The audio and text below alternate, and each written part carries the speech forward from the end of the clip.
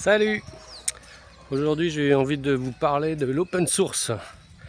L'open source, on n'en parle pas beaucoup dans les médias. Et pourtant c'est un sujet qui, à mon avis, mérite qu'on s'y attarde. On en parle. Alors l'open source, c'est quoi exactement? C'est un programme dont le code source est ouvert. C'est-à-dire qu'il est libre, disponible à tout le monde.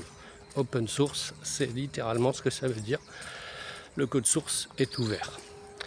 Et ça signifie tout simplement que n'importe qui peut accéder à ce code source, éventuellement proposer des modifications au groupe qui s'en occupe. Donc pour ça on utilise des programmes comme GitHub ou GitLab qui sont des systèmes qui permettent de mettre en commun les sources d'un programme et que chacun puisse aller voir, que chacun puisse faire une sorte d'aiguillage de branche pour aller modifier quelque chose dedans et ensuite proposer à la communauté cette modification qui est validée ou pas par un groupe d'experts qui pilote un peu le truc. Et si c'est validé, du coup ça vient être intégré à la nouvelle version du programme. Alors c'est intéressant, pourquoi? Parce que sur un programme standard, vous achetez Photoshop, vous achetez la suite Office ou des trucs comme ça, vous achetez pas le programme, c'est toujours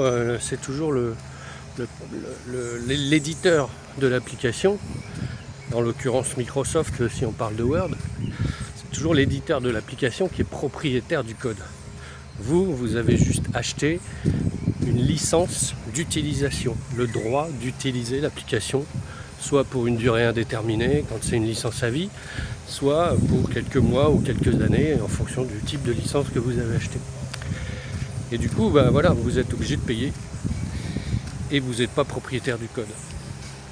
En revanche, en open source, quand vous téléchargez une application open source, les 3/4 du temps, elle va être gratuite, sauf cas particulier quand elle est implémentée par d'autres compagnies qui vont vous aider à la mettre en place. Mais en fait, le code, lui, il reste gratuit. Ce que vous payez, c'est le service et l'accompagnement pour la mise en place. Le code, lui, il est gratuit, il est libre, ouvert. Et du coup, vous ne payez pas pour son utilisation, pour toute la durée où l'application existera. Qu'est-ce qui fait, à part le fait que ça soit gratuit, qu'est-ce qui fait que c'est intéressant l'open source? C'est qu'en fait, il n'y a pas de mainmise d'une entreprise sur un programme. Tout le monde peut voir le code, tout le monde peut aller l'analyser. Du coup, il y a une transparence très importante, la transparence très importante sur ce code. On voit immédiatement tout ce qui est dedans. Donc s'il y a des trackers, s'il y a des programmes espions, des choses comme ça. Tout est visible, tout est transparent. En termes de confidentialité des données, c'est des programmes qui sont très intéressants parce que voilà, on peut exactement savoir ce qui est fait avec les données. Et aujourd'hui, chaque programme du commerce trouve son équivalent en open source, avec les mêmes fonctionnalités, parfois même le même design, et souvent même des fonctionnalités supplémentaires qui ne sont pas dans la version originale. Donc voilà, posez-vous la question, quels sont les programmes que vous utilisez? Est-ce que par hasard il existe une version open source? Est-ce qu'elle est plus performante? Alors en termes de performance, très souvent c'est des programmes qui sont plus performants parce que mieux écrits, tout simplement parce qu'il y a beaucoup plus de développeurs qui travaillent dessus.